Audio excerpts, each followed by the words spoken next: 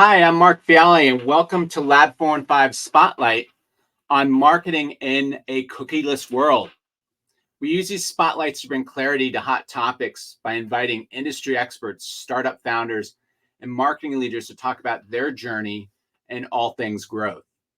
And today's topic is no stranger to growth, is because every marketer has been wondering if this is going to be a big deal, is it going to be, a small one?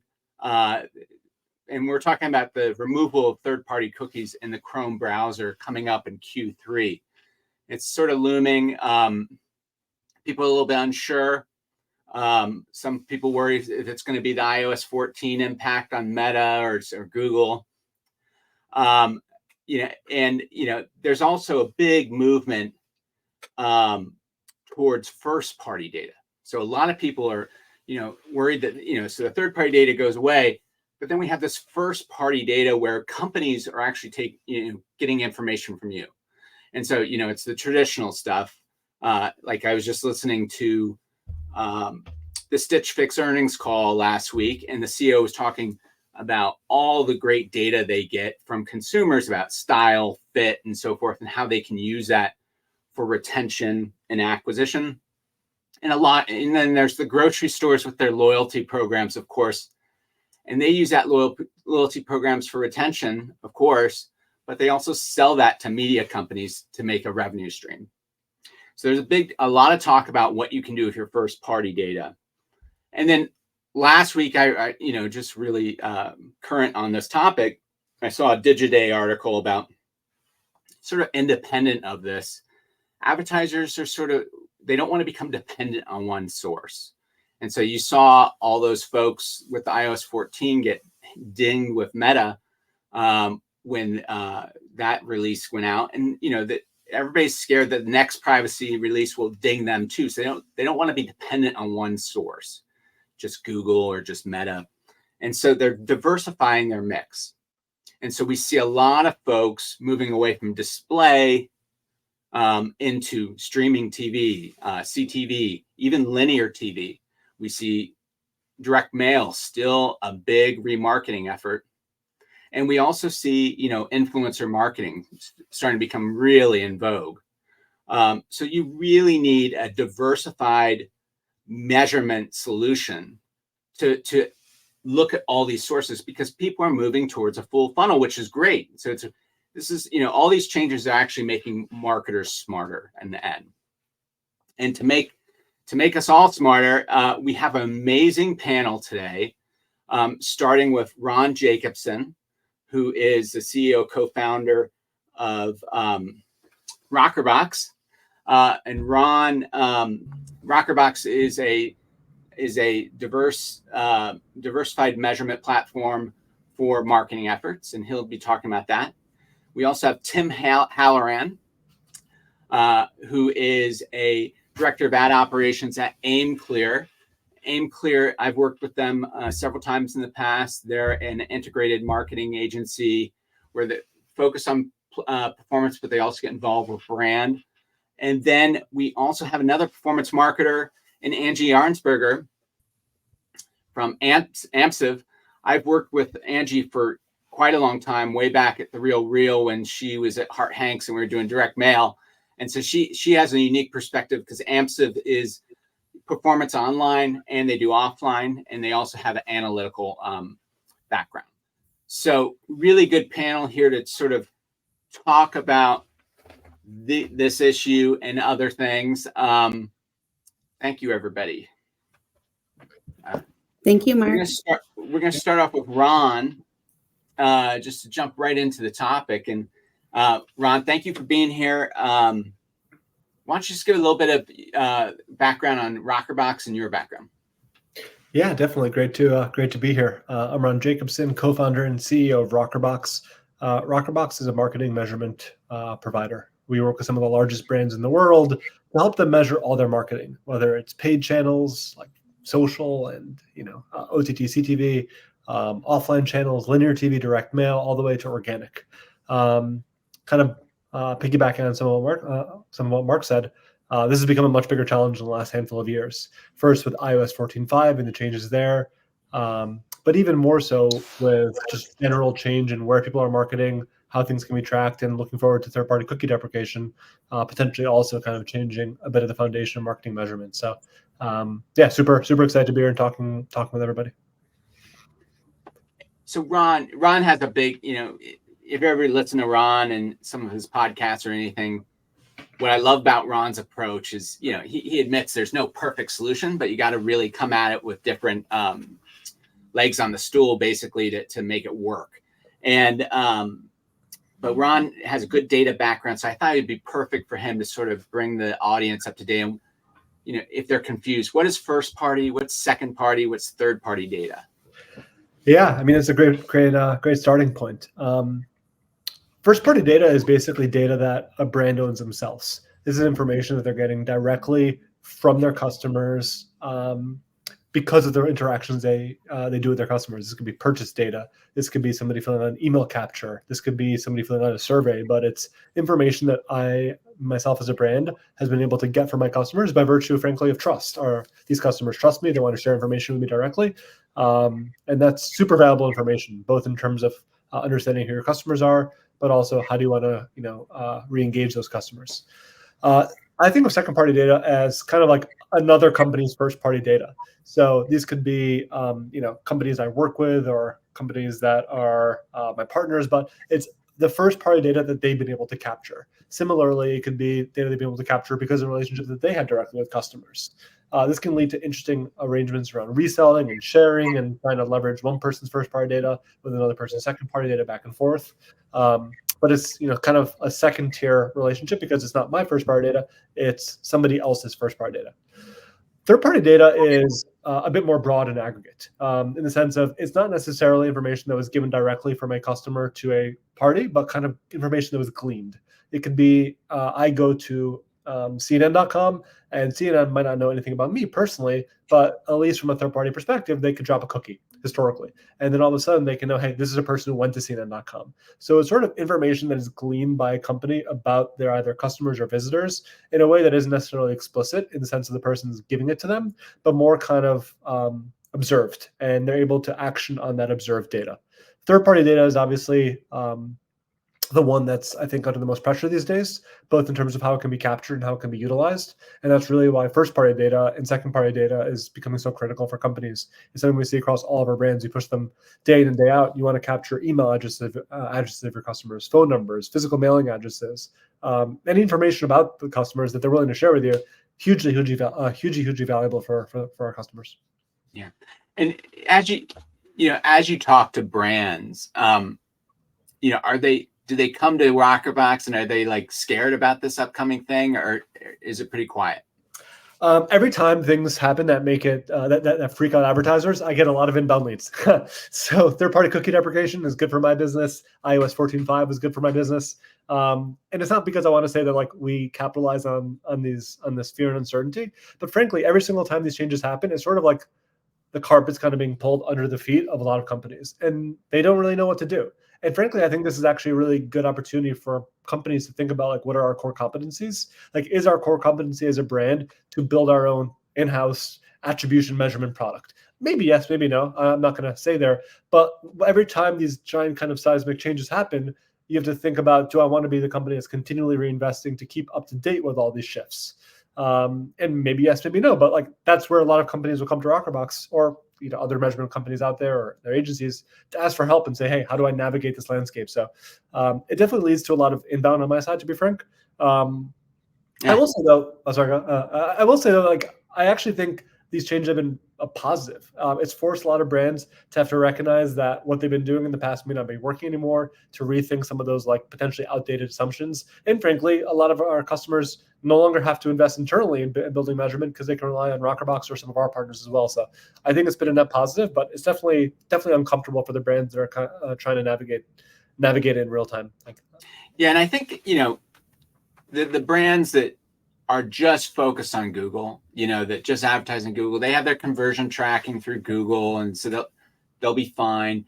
The ones that just do Meta, they're like, oh, I have my conversion API data with Google with Meta, and so I'll be fine.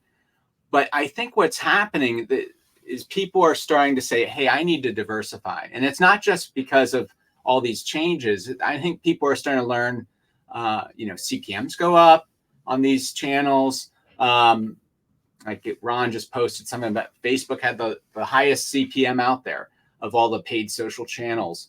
And then Pinterest was down at the bottom. And then we had TikTok second and Snap. How do I'm not getting the same CACs that I was getting before. And I need to start looking at other channels. And there's a lot of people moving into TV. I learned a little bit about how you guys help with influencer tracking. Tell me, how does, with this, if people are moving to a full funnel where they're getting a little bit smarter than just doing bottom of funnel tactics, how does a Rockerbox help me beyond just conversion tracking? I think the full funnel is the most important thing to think about. I actually think in the past 18 months, a lot of brands, when they kind of pulled back their budgets because of the economic headwinds, overly focus on bottom of funnel. I get why you do that, because it theoretically drives revenue right away, but you're doing that in a way that hurts your long-term profit, long-term growth, because you're not building that top of funnel. So I think you need to be looking at both getting in front of net new customers, getting those net new prospects, getting those net new prospects back to your website, all the way down to what converts these folks. So a big thing at Rockerbox is helping to measure across the full funnel. That could be linear TV to direct mail to podcast to influencers. And there you want to look at KPIs at least from a Rockerbox perspective, their KPIs even earlier than what I'm saying, but are you getting new folks to your site? How much does it cost to get new folks to your site? Are they staying on your page? Are they bouncing? Are they giving you emails? Things like that. There are even more up funnel metrics around brand recall and search that are worth looking into.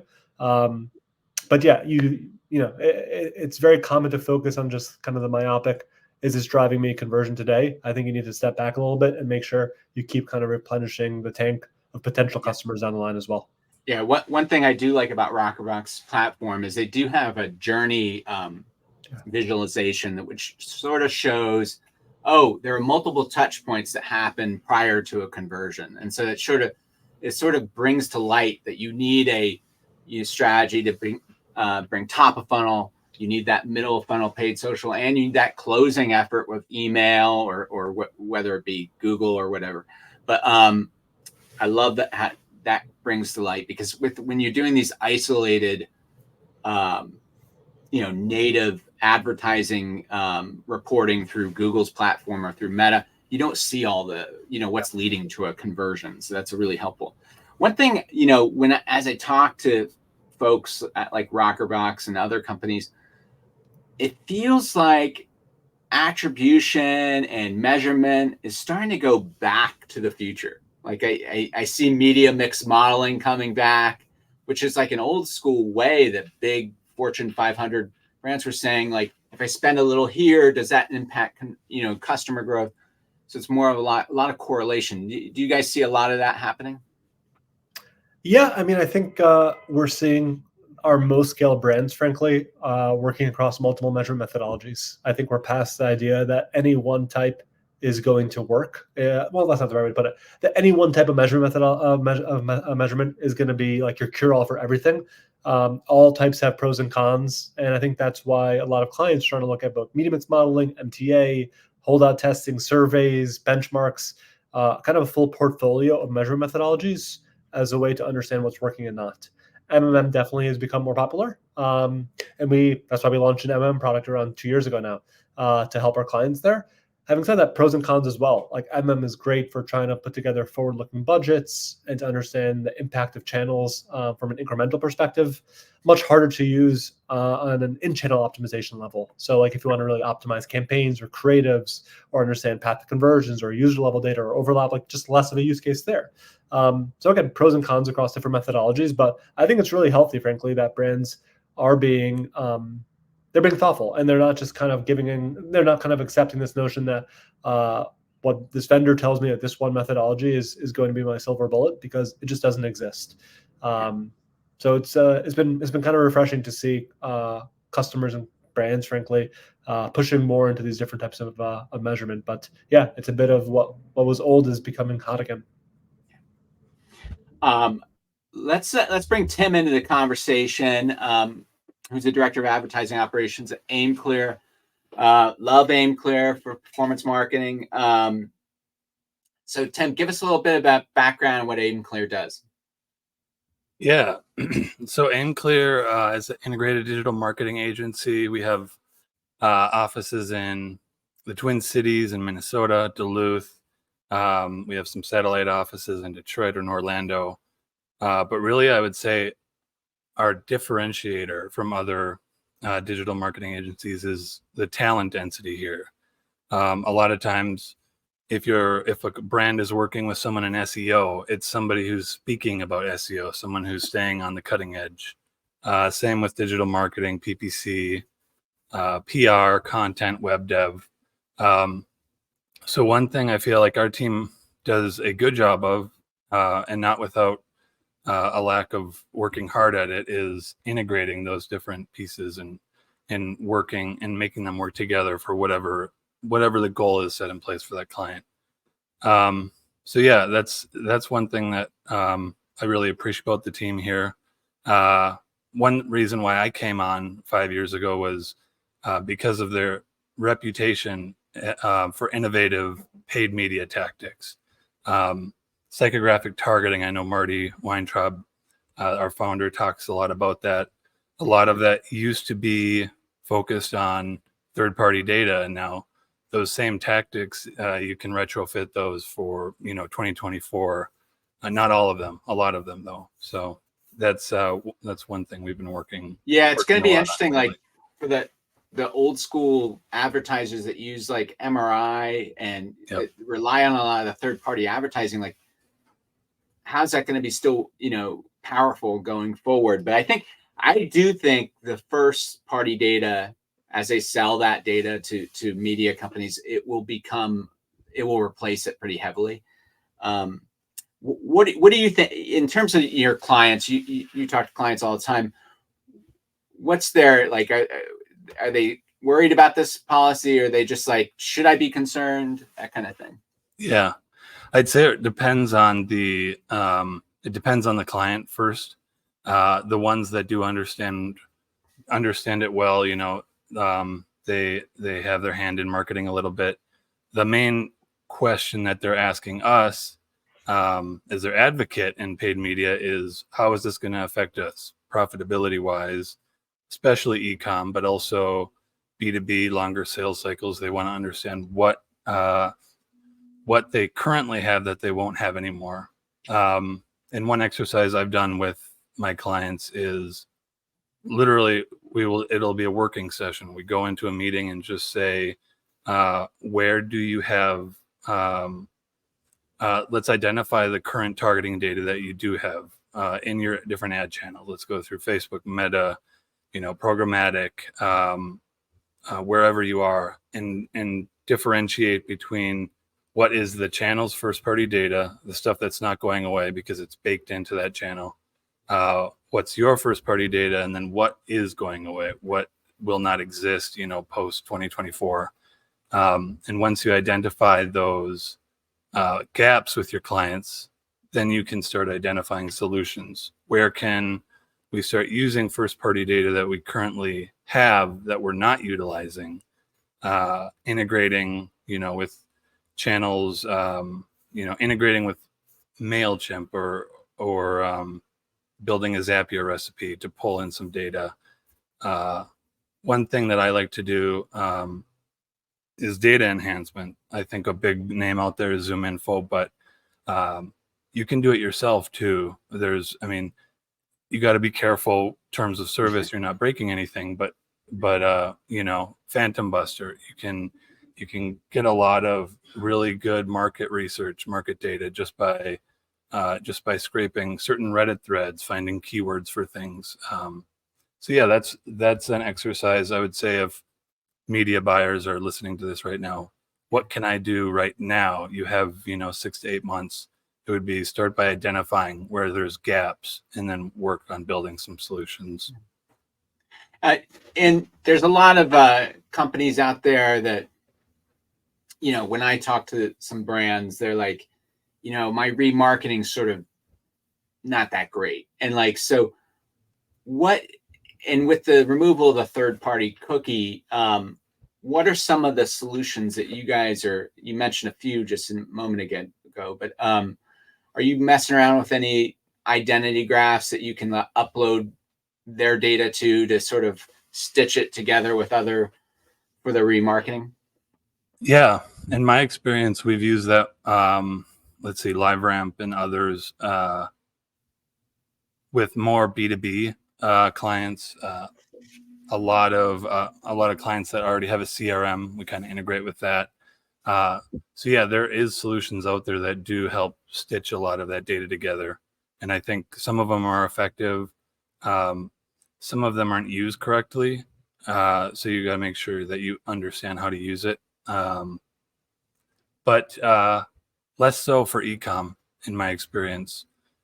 I think it depends on the sales cycle. You know, if you're selling a $100,000 product versus a $80, product. Yeah, it might be more important to be housing that first party data in one central location.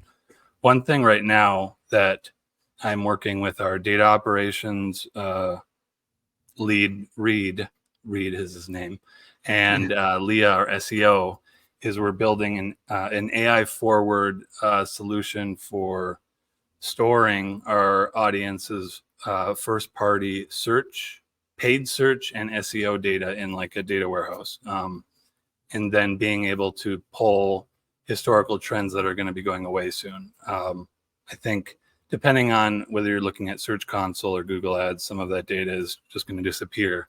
So being able to have that look back window will be really helpful for us. And you just brought up AI, and do you see a lot of, I've heard, in some of these articles I've been reading to get up to date, like a lot of companies are excited with the remarketing with AI because you'll be able to develop an ad on the fly that's more relevant to the user. And I'm wondering if have you guys come across anything that's cool, or is it still in its nascent stages? Yeah, I never know what's proprietary and what's not, but we're doing a lot of fun stuff. I know one thing we're doing is we're building a localization ad copywriting engine to help with translating in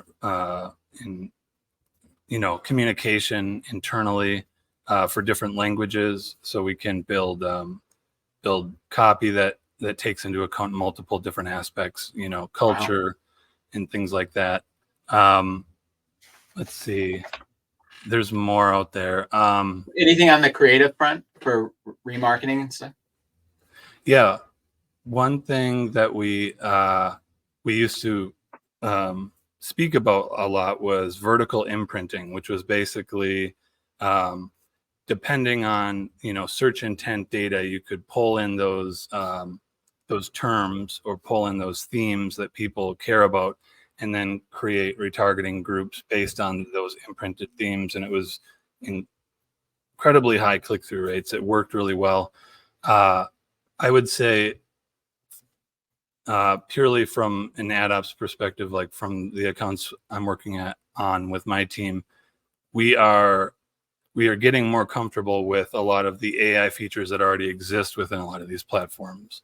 Because I think a lot of us have been burned in the past by, hey, look, this is a machine learning thing, just set it and forget it, and then that's not how it works. Yeah.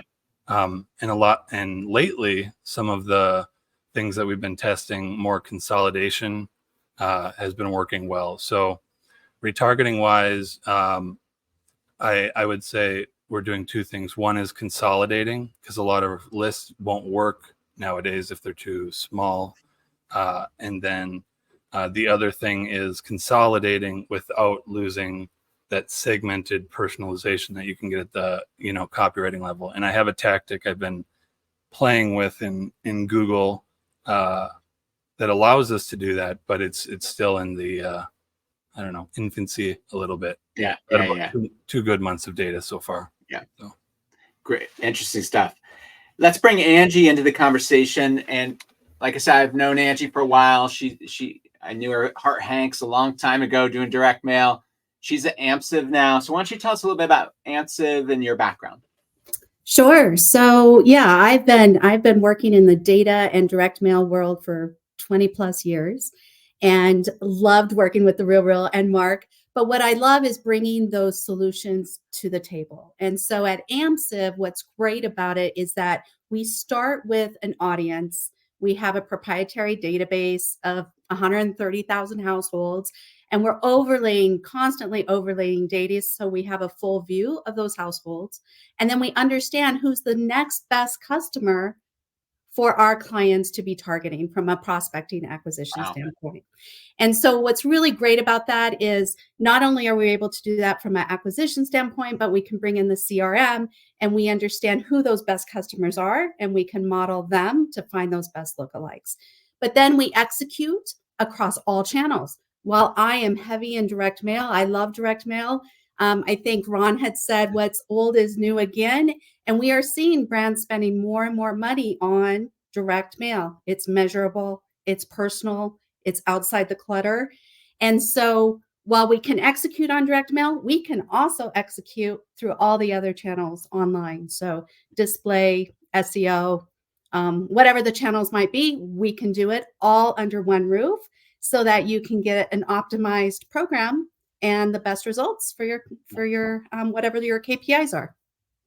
And just on the direct mail topic, should advertisers be concerned at all with the removal of third-party cookie in Q3? Will it impact my direct mail remarketing campaigns at all? It depends on who you're using for direct mail retargeting, right? So you need to make sure, number one, you want a privacy compliant retargeting direct mail partner. So that's critical, number one.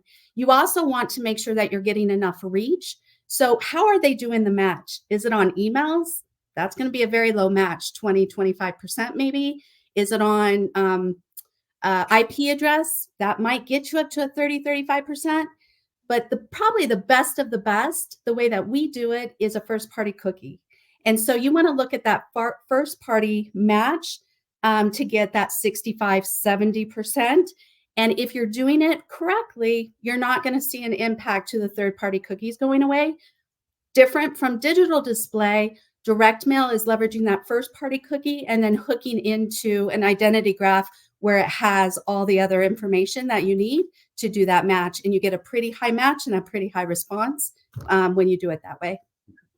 Yeah, I often advocate for the direct mail remarketing because I was always super impressed with, because if they hit your site and you spend all this money to get them there, you're maybe spending money on a TV commercial and then media for that commercial to get them to the site, and then if they just looky-loo and then walk away, why not spend a little money on that direct mail to close that gap? And I was always impressed with like the 80% match back. It's just like, and I get it so fast. Like I'll get it the next day in my mailbox, and it's just like, oh my God. And I couldn't even remember I was on that site, and I was like, wow. Yeah. But what in terms of when you're talking to clients, you're a new business. What are they? Do they bring this up? Are they scared? What are their big concerns? So there's a couple of things going on right now. I think there's two camps on the cookieless world. I think some are like, we've been talking about it for years. Is that really going to happen? I'm not so worried. You should be worried. You should plan for it. You should have a DSP or a CDP. You should be doing more contextual advertising probably to just, solve for it. Something's happening. We saw it with the iOS a year or two ago. So you need to be prepared for it. But then there's the other camp that says, okay, this is the least, or, this is an important part of my marketing strategy. What can I do? What are some other tactics where I don't need to worry about it? And so what I love about this is that, to your point earlier, Mark, people are going back to the olden days of marketing. Like it's making us a bit smarter. And it's really, really thoughtfully looking at first party data. What have I captured? How do I nurture it? How do I make sure that I'm leveraging it in the best way possible? and then overlaying it with that third-party data to find more of insights to make that record a little bit smarter, and then doing CRM trigger campaigns like I do with email as an example. But also, what about this retargeting? A lot of brands, they know that it's possible, but they don't know where to start. And you're absolutely correct.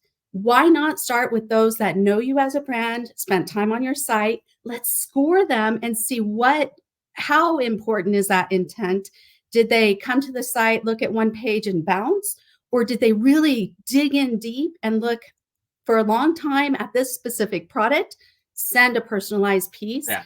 And with direct mail these days, it's printed on demand. You can do a lot with direct mail than you could, years past 15 years ago, where it takes 3 months to put a catalog together. We can, as you mentioned, get that personalized creative out the door and mail first class. You're in the mail outside that clutter within a day or two.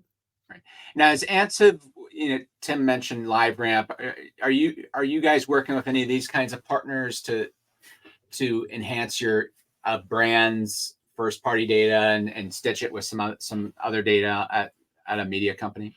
Absolutely, we are. So we've got a lot of partners that are bringing in over 4,400 different variables to append to our database overlay. And sure, the RAMP ID, that authenticated traffic that they track, absolutely one of them, Oracle, all the big players. But then there's some, smaller ones like new mover traffic, right? That's important. New movers spend a lot of money every single year. And so we're bringing in that sort of traffic to overlay. And so we have a really robust audience. And at the end of the day, I think we all would agree that it starts with that audience. You want to target the right people at the right time with the right offer. And so I love just that, thinking about the audience and that targeting as your starting point in a lot of marketing strategies these days. That's what people are thinking about. Yeah, the old new mover data coming from the post office. So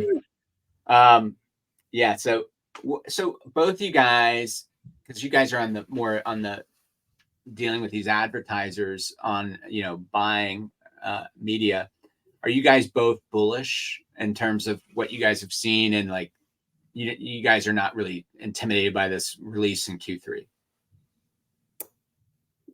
I'm not. I'm bullish. I'm excited about it. I think at the end of the day, what we're going to find, and Ron can agree or disagree, but I think we're going to find marketers are going to be excited about the measurement capabilities with some of these other tactics that they're going to use, leveraging first-party data, second-party data, third-party data, to really come back to how did my campaign really do? And what are some things that we can do without the third-party cookie? So I think it's going to be more measurable.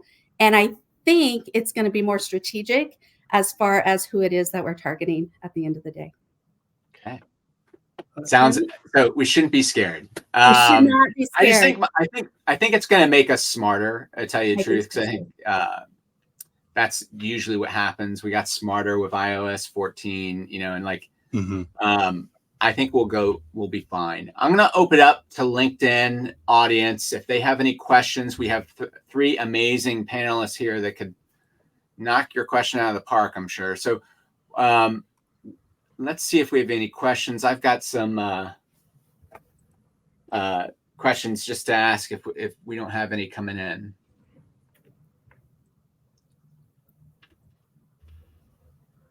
Sometimes they're a little shy. One thing, and I'll go back to what I asked Tim, Angie. Are you guys doing anything cool on the AI front? Yeah. So as Tim mentioned, I mean, it is cool what AI can do, and so we are bringing that into all of our channels. Not only from a creative standpoint, as you had mentioned earlier, Mark, but also a messaging standpoint. And so, yes, AI is a top initiative for us across all channels. Ron, what about you guys? I'm sure there's something in the modeling that you guys do. Are you bringing in AI at all to help there? Yeah, I mean, I think about AI from two perspectives. One is kind of Rockerbox and how we work and operate as a company. And the second is in the product that we put out there to the world. The former is something that we've been talking about nonstop for the past, well, pretty much since ChatGPT 3 came out. We've been harping on it internal to Rockerbox. Every Rockerboxer gets access to a credit card. They can all pay Did I for lose everybody? I'm still good. Are we back? All right, we're back. We've been pushing Rockerboxes really hard to leverage internally. I have this line I say, if you're not using some form of ChatGPT or Gemini or pick your poison on a daily basis, you're probably not doing your job right these days. And so on the internal side, very, very much. On the product side, we see lots of opportunities for it. I won't dive too deep into it, but a lot of our back half of the roadmap is geared towards AI and how we can leverage it to kind of make the workflows of our customers' lives significantly easier. A difficult thing about marketing measurement overall is it's kind of a series of questions. The first one is you have this question, then you need to get the data to speak to the question, then you need to kind of analyze the data and then make a decision on it. And I think different parts of that entire funnel can be made a lot simpler with AI. So more to come later in the year here, but very excited about the potential. Yeah, if I could do one pitch for companies out there, I think, well, one, you should definitely be looking at a diverse measurement solution. The other thing is, AMSIV and AimClear are excellent performance marketing agencies that will be able to walk you through these things. The other thing is you really need to start thinking about your first party data collection. What are some strategies there that can help you target better, and so whether it be getting zip code, those kinds of things, where you can overlay even just simple census data to do scoring, those are, and then one of the big things, there's always a hole in measurement, right? Especially with influencers, and so, or podcasts or radio.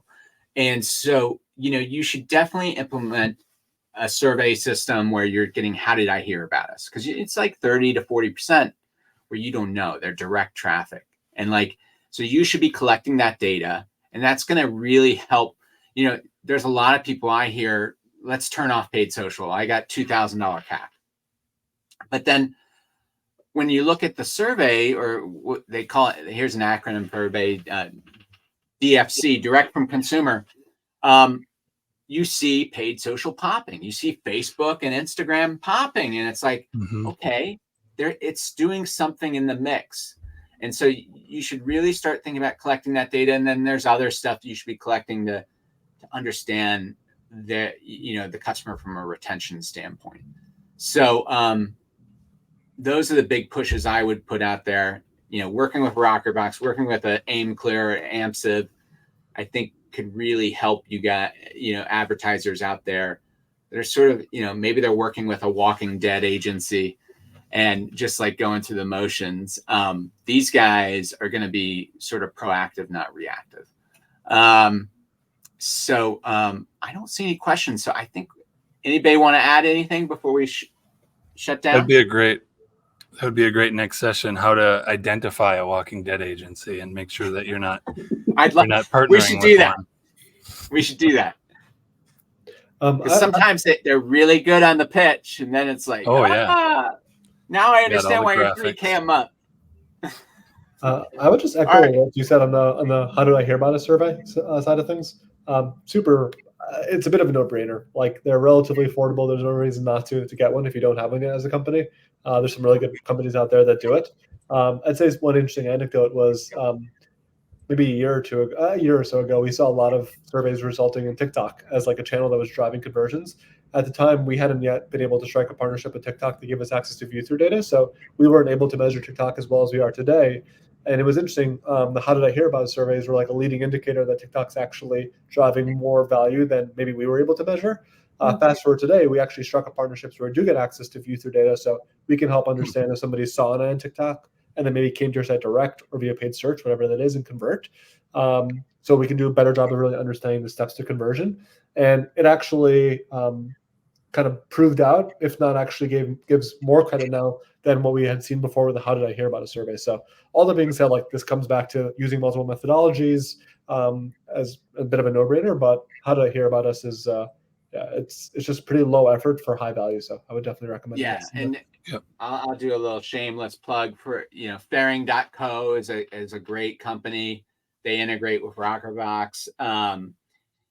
Basically, they will put a widget on your site so that you could change the question and ask more than just how did you hear about us, and you could collect that data for targeting.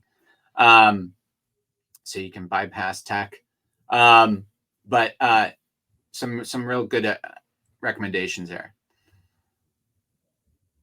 Okay, thank you, everybody. And I hope we sort of added some clarity there. Hopefully everybody knows what first party, second party, and third party data is now.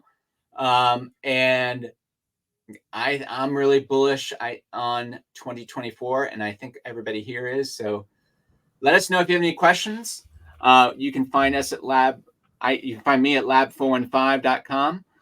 If you have any questions for the audience, I can refer those questions to them. All right. Thank you, everybody. Thanks, Thanks so Mark. much. Thanks, Mark.